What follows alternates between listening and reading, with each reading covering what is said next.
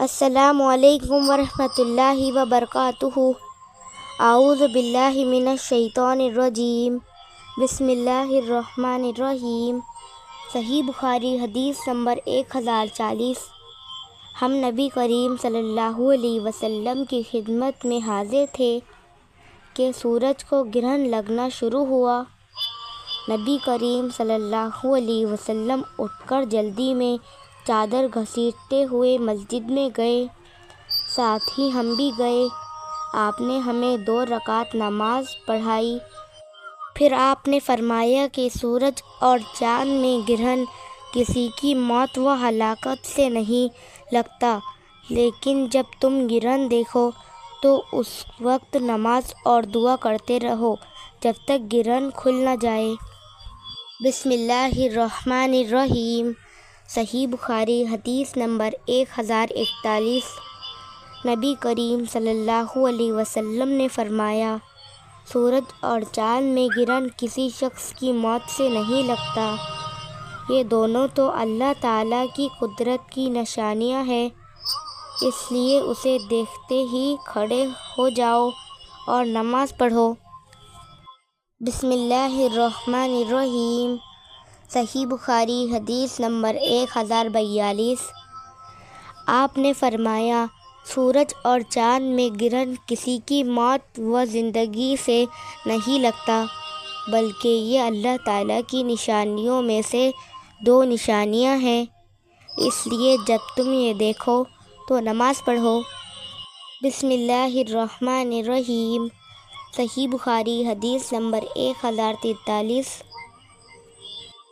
رسول اللہ صلی اللہ علیہ وسلم کے زمانے میں سورج گرہن اس دن لگا جس دن آپ صلی اللہ علیہ وسلم کے صاحبزادے حضرت ابراہیم رضی اللہ عنہ کا انتقال ہوا۔ بعض لوگ کہنے لگے کہ گرہن حضرت ابراہیم علیہ السلام کی وفات کی وجہ سے لگا ہے، اس لیے رسول اللہ صلی اللہ علیہ وسلم نے فرمایا کہ گرہن کسی کی موت و حیات سے نہیں لگتا، البتہ تم جب اسے دیکھو تو نماز پڑھا کرو اور دعا کیا کرو۔ بسم اللہ الرحمن الرحیم۔ صحیح بخاری حدیث نمبر 1045۔ جب رسول اللہ صلی اللہ علیہ وسلم کے زمانے میں سورج گرہن لگا تو یہ اعلان کیا گیا کہ نماز ہونے والی ہے۔ بسم اللہ الرحمن الرحیم۔ صحیح بخاری حدیث نمبر 1047۔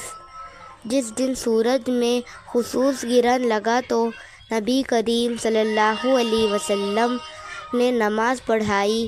آپ کھڑے ہوئے، تکبیر کہی، پھر دیر تک قرآن مجید پڑھتے رہے، لیکن اس کے بعد ایک طویل رکوع کیا۔ رکوع سے سر اٹھایا تو کہا، سمیع اللہ لمن حمدہ۔ پھر آپ پہلے ہی کی طرح کھڑے ہو گئے اور دیر تک قرآن مجید پڑھتے رہے، لیکن اس مرتبہ کی قرأت پہلے سے کچھ کم تھی۔ پھر آپ سجدے میں گئے اور بہت دیر تک سجدے میں رہے۔ پھر دوسری رکعت میں بھی آپ نے اسی طرح کیا۔ پھر جب آپ نے سلام پھیرا تو سورج صاف ہو چکا تھا۔ نماز سے فارغ ہو کر آپ نے خطبہ دیا اور فرمایا کہ سورج اور چاند کا گرہن اللہ تعالیٰ کی ایک نشانی ہے اور ان میں گرہن کسی کی موت و زندگی پر نہیں لگتا، لیکن جب تم اسے دیکھو تو فوراً نماز کے لیے۔ بسم اللہ الرحمن الرحیم۔ صحیح بخاری حدیث نمبر 1048۔ رسول اللہ صلی اللہ علیہ وسلم نے فرمایا، سورج اور چاند دونوں اللہ تعالیٰ کی نشانیاں ہیں اور کسی کی موت و حیات سے ان میں گرہن نہیں لگتا، بلکہ اللہ تعالیٰ اس کے ذریعے اپنے بندوں کو ڈراتا ہے۔ عبدالوارث، شعبہ، خالد بن عبداللہ اور حماد بن سلمہ، ان سب حافظوں نے یونس سے یہ جملہ کہ اللہ تعالیٰ ان کو گرن کر کے اپنے بندوں کو ڈراتا ہے بیان نہیں کیا۔ اور یونس کے ساتھ اس حدیث کو موسیٰ نے مبارک بن فضالہ سے، انہوں نے امام حسن بصری سے روایت کیا۔ اس میں یوں ہے کہ ابو بکرہ نے آپ صلی اللہ علیہ وسلم سے سن کر مجھ کو خبر دی کہ اللہ تعالیٰ ان کو گرن کر کے اپنے بندوں کو ڈراتا ہے۔ اور یونس کے ساتھ اس حدیث کو اشعث بن عبداللہ نے بھی امام حسن بصری سے روایت کیا۔ بسم اللہ الرحمن الرحیم۔ صحیح بخاری حدیث نمبر 1049۔ ایک یہودی عورت ان کے پاس مانگنے کے لیے آئی اور اس نے دعا دی کہ اللہ آپ کو قبر کے عذاب سے بچائے۔ حضرت عائشہ رضی اللہ عنہا نے رسول اللہ صلی اللہ علیہ وسلم سے پوچھا کہ کیا لوگوں کو قبر میں عذاب ہوگا؟ اس پر آپ صلی اللہ علیہ وسلم نے فرمایا کہ میں اللہ تعالیٰ کی اس سے پناہ مانگتا ہوں۔ بسم اللہ الرحمن الرحیم۔ صحیح بخاری حدیث نمبر 1051۔ جب نبی کریم صلی اللہ علیہ وسلم کے زمانے میں سورج کو گرن لگا تو اعلان ہوا کہ نماز ہونے والی ہے۔ اس نماز میں نبی کریم صلی اللہ علیہ وسلم نے ایک رکعت میں 2 رکوع کیے اور پھر دوسری رکعت میں بھی 2 رکوع کیے۔ اس کے بعد آپ صلی اللہ علیہ وسلم بیٹھے رہے قعدہ میں یہاں تک کہ سورج صاف ہو گیا۔ عبداللہ نے کہا، حضرت عائشہ رضی اللہ عنہا نے فرمایا کہ میں نے اس سے زیادہ لمبا سجدہ اور کبھی نہیں کیا۔ بسم اللہ الرحمن الرحیم۔ صحیح بخاری حدیث نمبر 1053۔ جب سورج کو گرن لگا تو میں نبی کریم صلی اللہ علیہ وسلم کی بیوی حضرت عائشہ صدیقہ رضی اللہ عنہا کے گھر آئی۔ اچانک لوگ کھڑے ہوئے نماز پڑھ رہے تھے اور عائشہ رضی اللہ عنہا بھی نماز میں شریک تھی۔ میں نے پوچھا کہ لوگوں کو بات کیا پیش آئی؟ اس پر آپ نے آسمان کی طرف اشارہ کر کے سبحان اللہ کہا۔ پھر میں نے پوچھا کیا کوئی نشانی ہے؟ اس کا آپ نے اشارے سے ہاں میں جواب دیا۔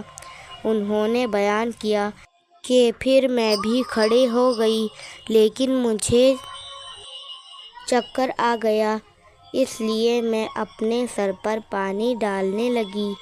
جب رسول اللہ صلی اللہ علیہ وسلم نماز سے فارغ ہوئے تو اللہ تعالیٰ کی حمد و ثنا کے بعد فرمایا کہ وہ چیزیں جو کہ میں نے پہلے نہیں دیکھی تھی اب انہیں میں نے اپنی اسی جگہ سے دیکھ لیا۔ جنت اور دوزخ تک میں نے دیکھی اور مجھے وحی کے ذریعے بتایا گیا ہے کہ تم قبر میں دجال کے فتنے کی طرح، یا یہ کہا کہ دجال کے فتنے کے قریب ایک فتنے میں مبتلا ہوگے۔